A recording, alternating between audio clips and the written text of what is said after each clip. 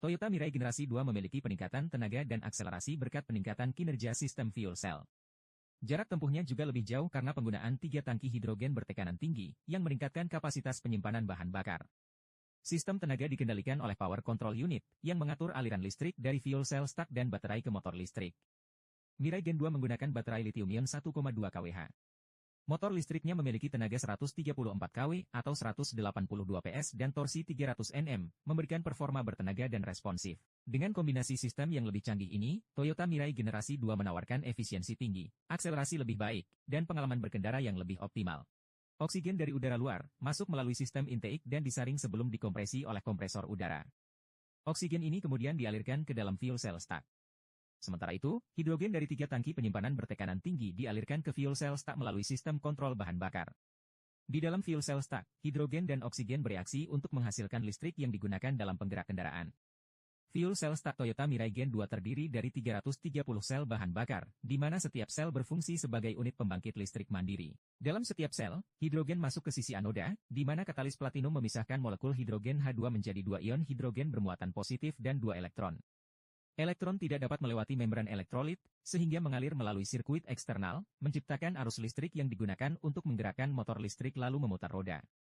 Sementara itu, ion hidrogen melewati membran menuju sisi katoda, di mana mereka bertemu dengan oksigen. Di sini, oksigen, ion hidrogen, dan elektron bersatu kembali membentuk air H2O sebagai satu-satunya produk sampingan, yang kemudian dibuang dalam bentuk uap air melalui sistem pembuangan.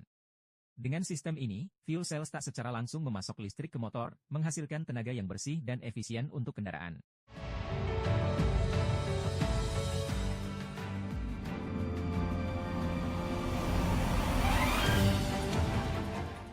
Saat pengemudi menekan pedal akselerator, sistem secara otomatis menyesuaikan daya keluaran untuk memenuhi kebutuhan tenaga kendaraan.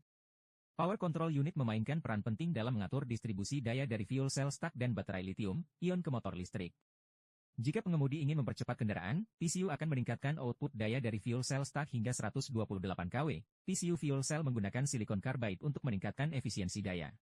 Sementara baterai memberikan daya tambahan untuk responsivitas yang lebih cepat. Dalam kondisi ini, motor listrik yang terletak di belakang kendaraan menerima daya dari kombinasi fuel cell stack dan baterai, meningkatkan outputnya hingga 134 kW.